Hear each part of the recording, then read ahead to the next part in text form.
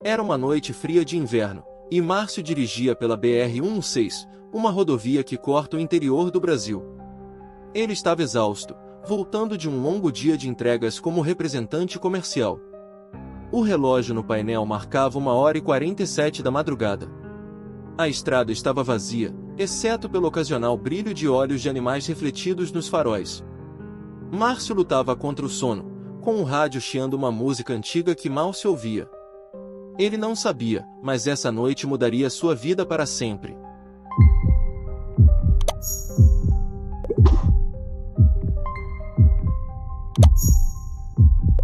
Márcio esfregou os olhos, tentando manter o foco. Ele já havia feito esse trajeto dezenas de vezes, mas algo naquela noite parecia diferente. A escuridão parecia mais densa, como se engolisse a luz dos faróis. Ele aumentou o volume do rádio, mas o chiado só piorava, misturado com estalos estranhos, quase como vozes distorcidas. "Preciso de um café", murmurou para si mesmo, olhando ao redor em busca de algum posto de gasolina.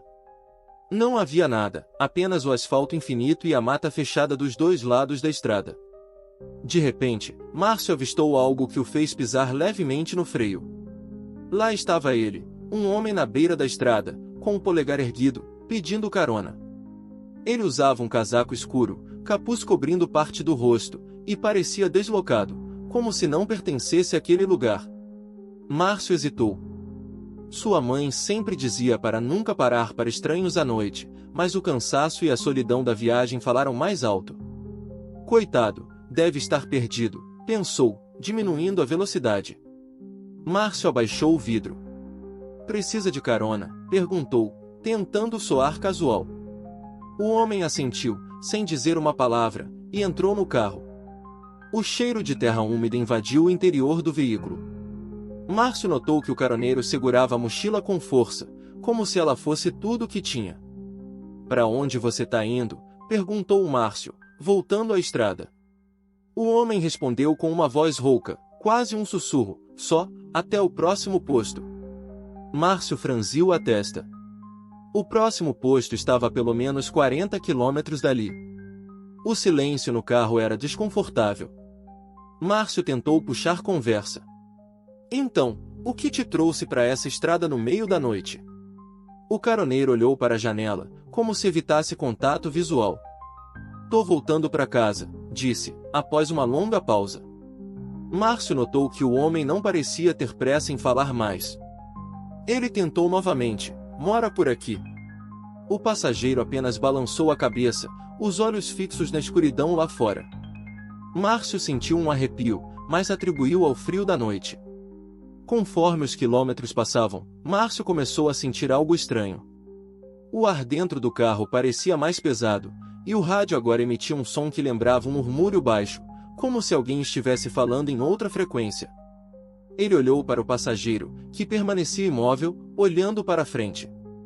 "Você tá bem, cara?", perguntou Márcio, tentando esconder o nervosismo.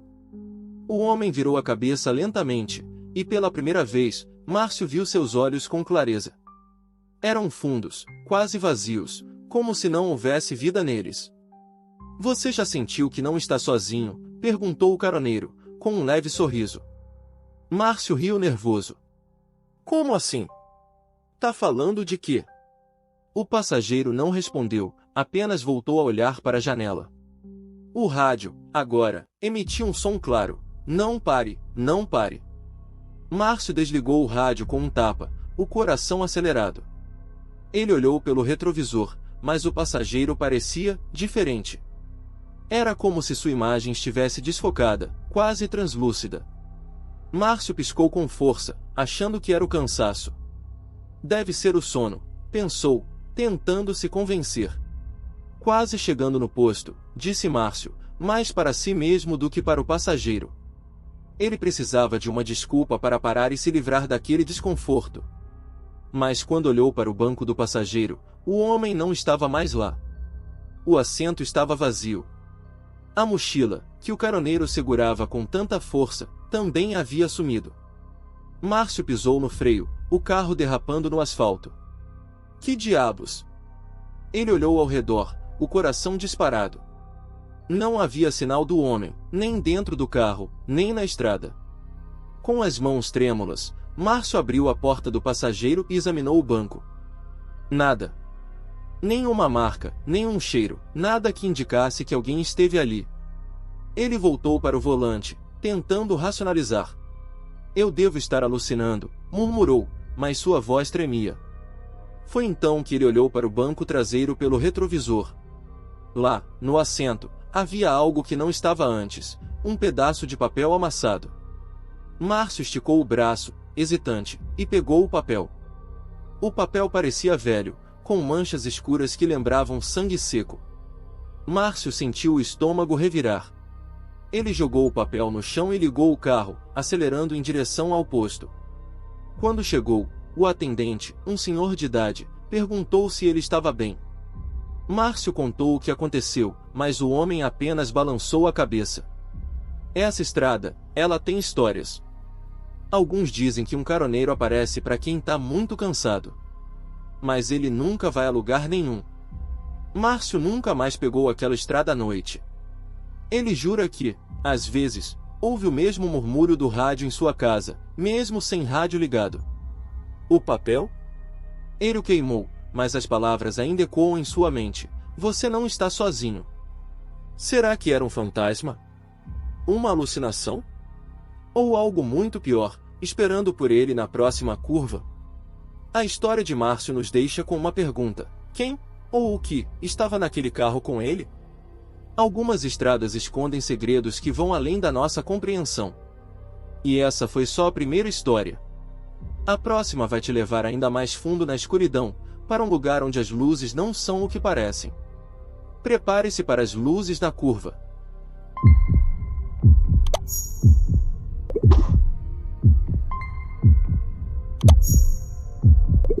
Era uma sexta-feira à noite, e 4 amigos, Ana, Lucas, Clara e Pedro, seguiam por uma estrada montanhosa no interior de Minas Gerais, rumo a uma pousada para um fim de semana de descanso. O que deveria ser uma viagem divertida se transformou em algo que eles jamais esqueceriam. A estrada, conhecida como Serra do Cipó, era famosa por suas curvas traiçoeiras e histórias sinistras. E naquela noite, as luzes que encontrariam mudariam tudo. Ana segurava o volante com firmeza, os olhos fixos na estrada. O GPS havia perdido o sinal há minutos, e o celular de Lucas mostrava apenas barras vazias. Relaxa, Ana, a pousada tá logo ali, disse Lucas, tentando soar confiante, embora a escuridão da serra o deixasse inquieto. Clara, no banco de trás, ria de uma piada de Pedro, mas Ana sentia um aperto no peito. A névoa estava mais densa, e os faróis mal iluminavam a estrada à frente. Essa serra tá me dando arrepios, murmurou ela. De repente, Lucas apontou para a frente. Olha lá, o que é isso? No horizonte, 2 luzes brancas flutuavam, como faróis de outro carro, mas pareciam pairar acima do chão. Ana reduziu a velocidade, confusa. É algum carro vindo na outra direção? Perguntou Clara, inclinando-se para ver melhor. As luzes piscaram novamente, agora mais próximas, movendo-se em um padrão hipnótico, como se chamassem o grupo. Pedro franziu a testa. Não parece carro. Parece, sei lá, errado. Ana hesitou, mas as luzes pareciam indicar uma direção clara, como se apontassem para uma saída. Talvez seja uma rota alternativa para a pousada, sugeriu Lucas, embora sua voz tremesse. Contra seu instinto, Ana virou o volante, seguindo as luzes por uma estrada de terra que não estava no mapa. A névoa engrossava, e o som dos pneus no cascalho era o único ruído, além do leve zumbido que parecia vir das luzes. Clara segurou o braço de Pedro. Isso não tá certo, gente. Vamos voltar. A estrada de terra parecia infinita, e o GPS continuava mudo. As luzes, agora vermelho-alaranjadas, pulsavam como se tivessem vida própria. Lucas tentou ligar para a pousada, mas o celular não funcionava. Que porcaria é essa? Exclamou, frustrado. Ana sentia o coração disparar. Essas luzes, elas estão nos levando para algum lugar, disse ela, a voz quase um sussurro. Pedro, no banco de trás, começou a rezar baixinho, algo que nunca fazia. Clara agarrou o encosto do banco de Ana. Para o carro, Ana. Agora! O carro ficou parado, os faróis iluminando as luzes flutuantes. Elas não se moviam mais, apenas pulsavam, como se esperassem algo. Ana desligou o motor, e o silêncio da serra tomou conta. O que são essas coisas? Perguntou Clara, a voz trêmula. Lucas abriu a porta, ignorando os protestos dos amigos, e deu alguns passos para fora. Lucas, volta aqui, gritou Ana, mas ele já estava se aproximando das luzes, atraído por uma curiosidade inexplicável. As luzes começaram a se afastar, descendo por um caminho ainda mais estreito, quase invisível entre as árvores. Lucas voltou correndo para o carro. Elas estão indo para lá. Acho que querem que a gente siga, disse, ofegante. Ana balançou a cabeça. Isso é loucura. Não vou seguir luzes flutuantes no meio do nada. Mas Pedro, olhando pela janela, apontou para algo à frente. Olha, parece uma vila.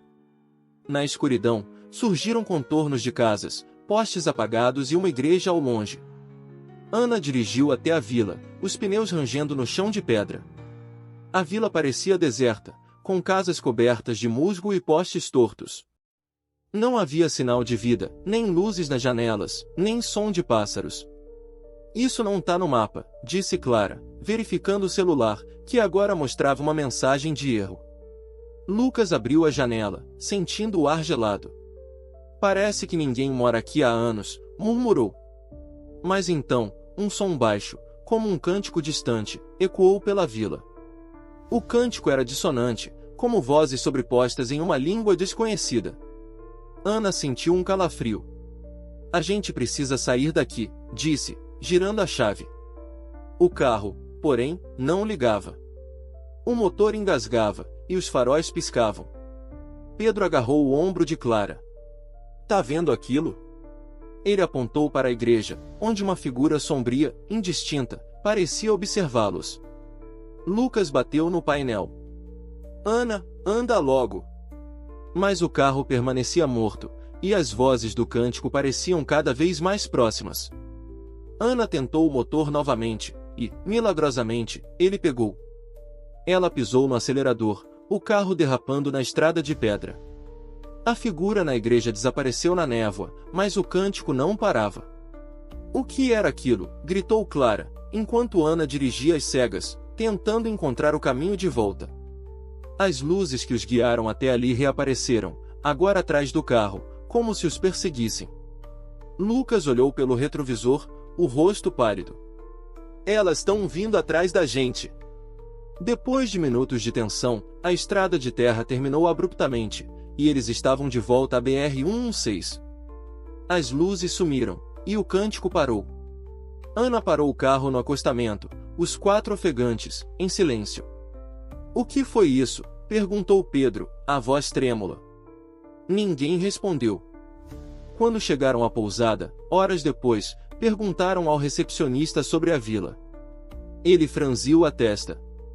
Não tem vila nenhuma nessa serra. Vocês devem ter se perdido. Ana, Lucas, Clara e Pedro nunca voltaram àquela estrada. Eles pesquisaram depois e descobriram relatos de outros motoristas que viram luzes estranhas na Serra do Cipó, sempre levando a lugares que não deveriam existir. Alguns dizem que são espíritos, outros falam de algo mais antigo, ligado à terra. O que quer que fosse, uma coisa é certa, aquelas luzes não eram humanas. As luzes que guiaram Ana e seus amigos os levaram a um lugar que desafia a lógica. Será que eram apenas ilusões da névoa, ou algo mais sinistro os atraiu para aquela vila perdida? Nossa próxima história vai te levar ainda mais fundo no desconhecido, para um momento em que o maior medo não está na estrada, mas dentro do próprio carro. Prepare-se para o som no porta-malas.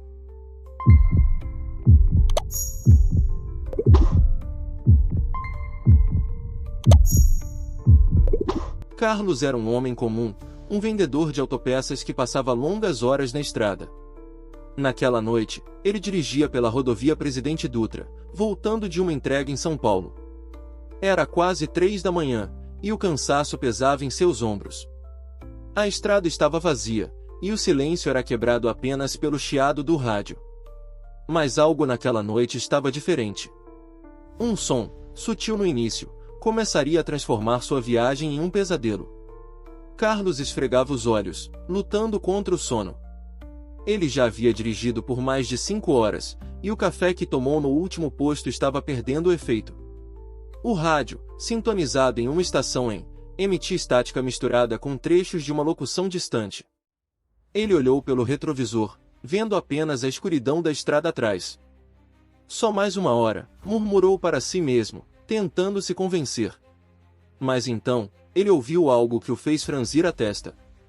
Era um som baixo, mas inconfundível, um baque, como se algo tivesse se movido no porta-malas. Carlos reduziu a velocidade, inclinando-se para ouvir melhor.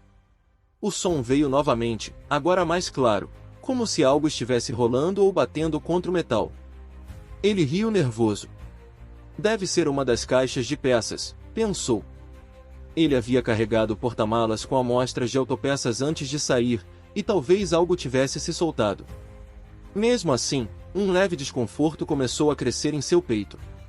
Os baques continuaram, cada vez mais ritmados, como se seguissem um padrão.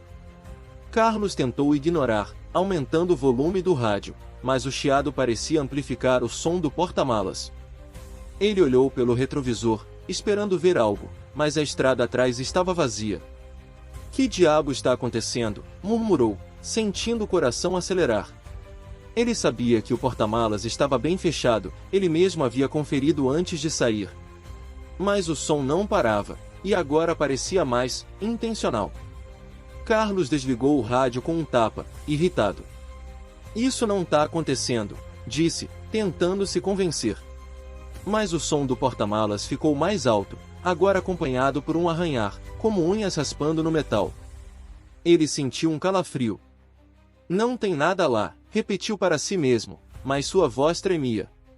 Ele pensou em parar, mas a ideia de abrir o porta-malas no meio da estrada, sozinho, às 3 da manhã, era aterrorizante.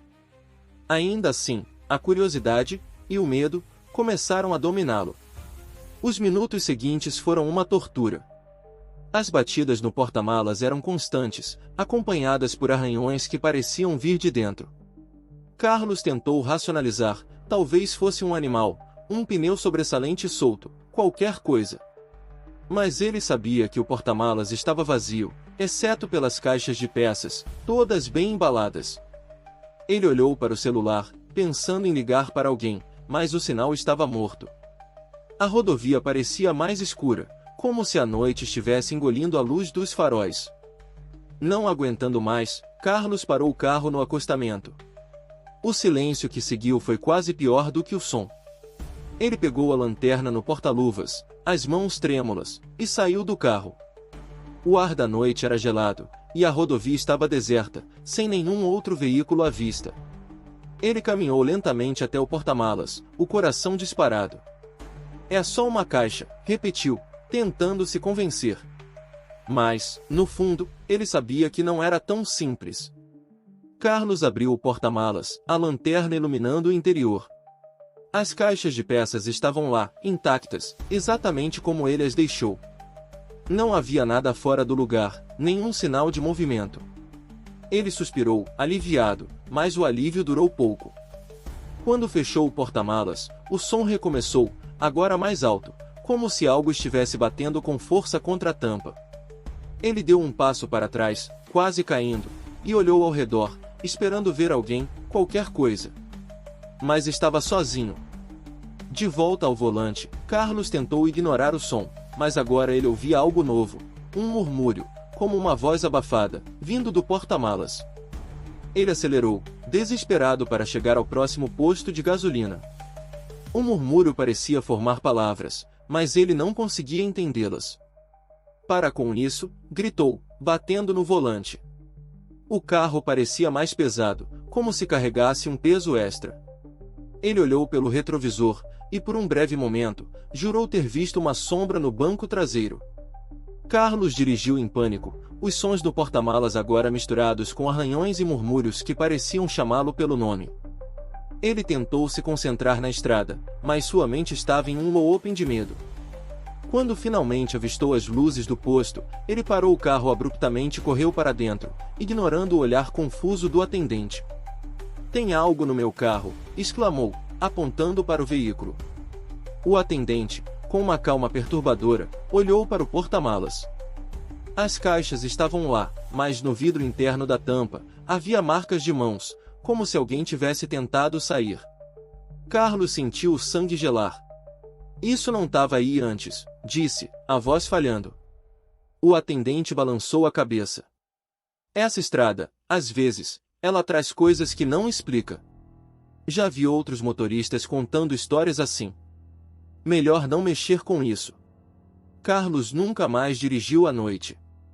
Ele vendeu o carro semanas depois, mas jura que, às vezes, ouve os mesmos arranhões e murmúrios em sua garagem, mesmo estando vazia.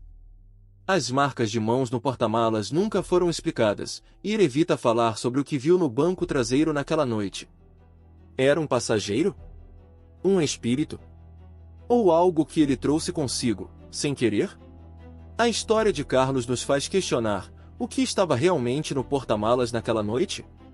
Um truque da mente, ou algo que ele nunca deveria ter encontrado? Nossa próxima história vai te levar a um lugar ainda mais estranho, onde uma cidade inteira parece surgir do nada. Prepare-se para a cidade fantasma.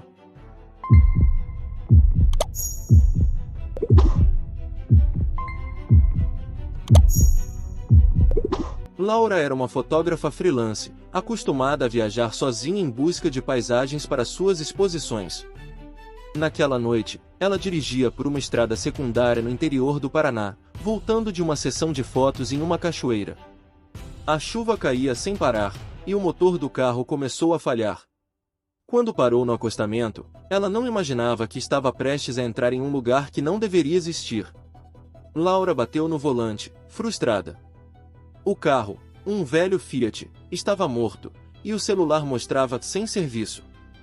A chuva tamborilava no teto, e o vento fazia as árvores balançarem como se sussurrassem. Ela olhou ao redor, procurando algum sinal de civilização. Ao longe, através da névoa, viu um brilho fraco, como luzes de postes. Deve ser uma cidadezinha, pensou, aliviada. Pegou o casaco, uma lanterna e trancou o carro, decidida a buscar ajuda. A caminhada parecia interminável. A chuva encharcava suas roupas, e o frio cortava sua pele. Após alguns minutos, as luzes ficaram mais nítidas, revelando contornos de casas e postes tortos. Laura acelerou o passo, ansiosa por encontrar alguém. Ao chegar à entrada da cidade, uma placa enferrujada dizia: "Bem-vindo a São Tomás." O nome não lhe era familiar, mas ela não tinha tempo para pensar. A cidade parecia deserta, com casas de madeira cobertas de musgo e janelas quebradas. Laura chamou por alguém, mas sua voz ecoava sem resposta.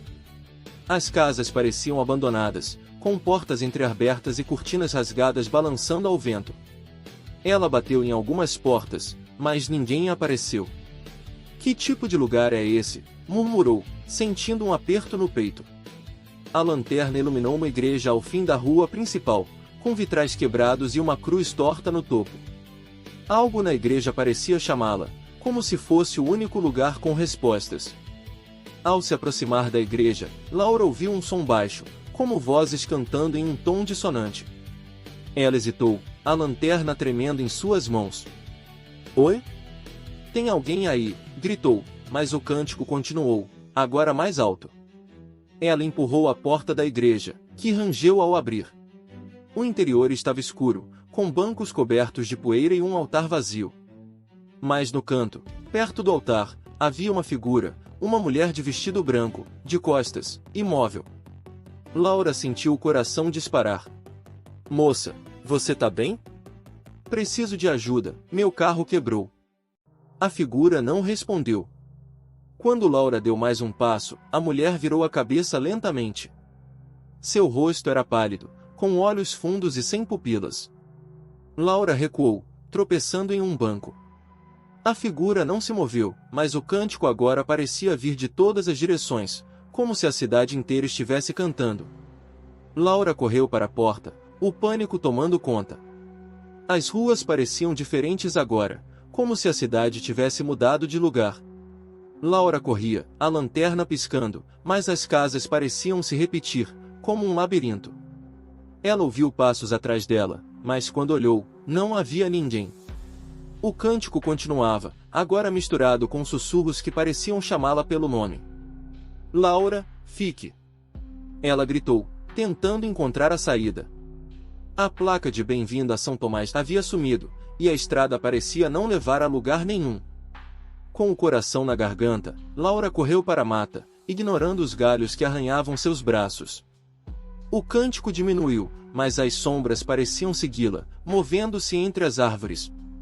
Ela correu até encontrar a estrada principal novamente, ofegante e encharcada. O carro ainda estava lá, intacto. Ela girou a chave, rezando para que funcionasse. Milagrosamente, o motor pegou, e ela acelerou, deixando a cidade para trás. No retrovisor, as luzes da cidade piscaram uma última vez antes de desaparecerem. No dia seguinte, Laura pesquisou sobre São Tomás, mas não encontrou nada.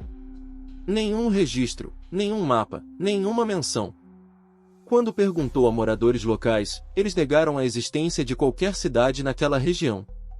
Alguns, porém, contaram histórias de uma vila que aparece em noites chuvosas, atraindo viajantes perdidos. Laura nunca voltou àquela estrada, mas ainda sonha com a mulher de branco e o cântico que parecia chamá-la para ficar. A cidade que Laura encontrou não estava em nenhum mapa, mas deixou marcas que ela nunca esquecerá. Será que era um lugar preso entre mundos, ou apenas um truque da mente em uma noite de tempestade? Nossa próxima história vai te levar ao limite do suspense, com um caminhoneiro que ouviu algo que não deveria. Prepare-se para o último sinal.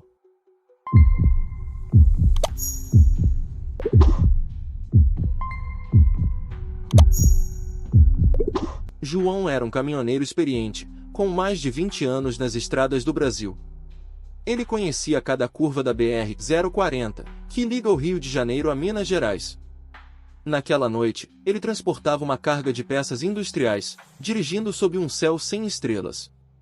O rádio CB, seu companheiro fiel, era a única coisa que quebrava o silêncio.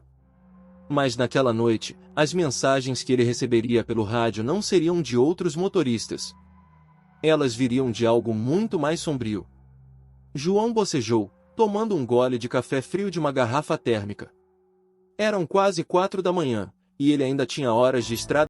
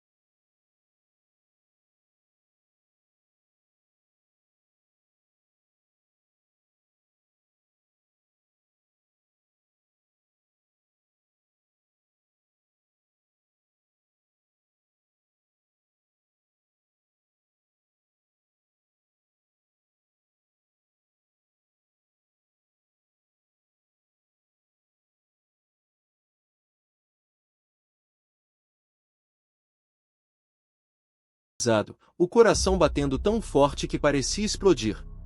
Como? Como você sabia? Perguntou ao rádio, mas a voz ficou em silêncio por um momento. Quando voltou, disse algo que o gelou. Você já passou por aqui antes, João. Não lembra?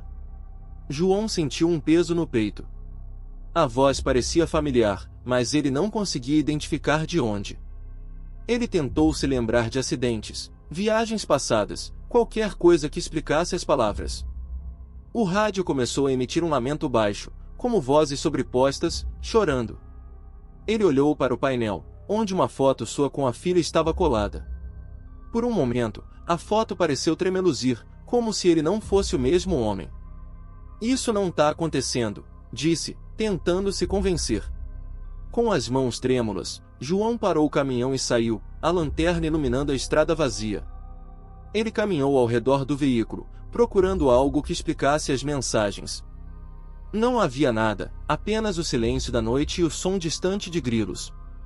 Ele voltou ao caminhão e tentou ligar o rádio novamente, mas agora ele estava mudo. Então, a voz voltou, sem o rádio. Olhe atrás de você, João. Ele girou, a lanterna apontada para a estrada, mas não viu nada além da escuridão. De volta ao volante, João ouviu a voz uma última vez. Você não pode fugir, João. Não dessa vez. Ele acelerou, desesperado para chegar ao próximo posto.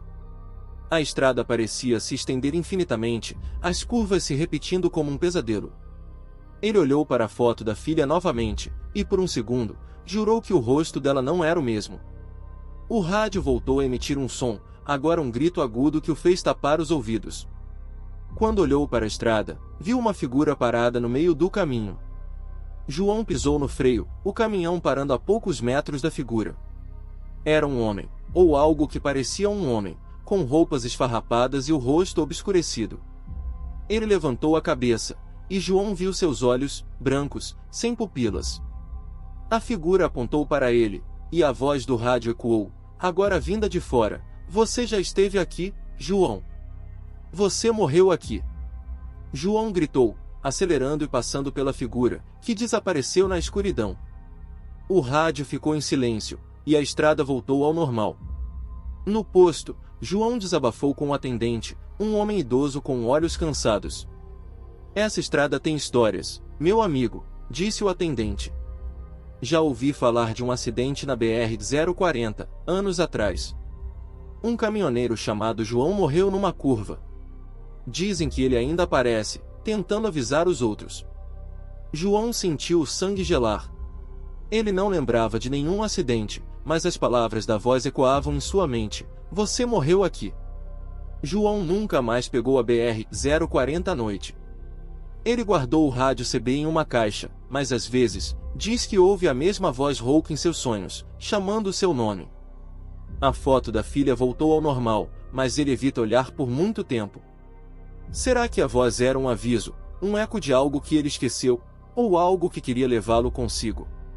A história de João nos deixa com uma pergunta inquietante. Quem, ou o que, estava falando com ele pelo rádio? Um aviso do além, ou algo que queria mantê-lo preso na estrada para sempre? Essa foi nossa última história, mas o mistério das viagens noturnas está longe de acabar. Fique conosco para o encerramento, onde refletiremos sobre o que essas histórias nos ensinam. As 5 histórias que compartilhamos hoje nos levaram por estradas escuras, onde o desconhecido espreita em cada curva.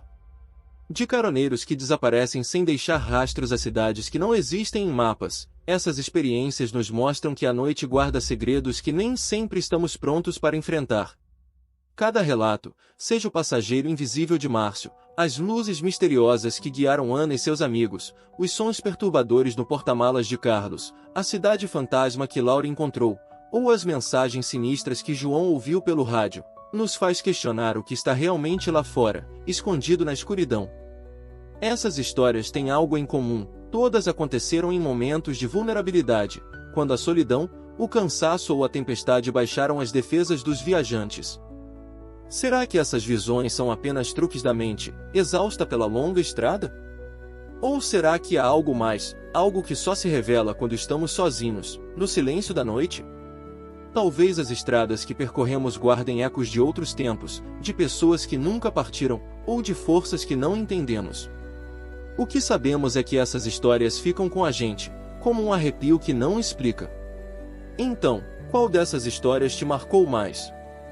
O passageiro que deixou uma mensagem assustadora? As luzes que levaram a um lugar impossível? O som que não deveria estar lá?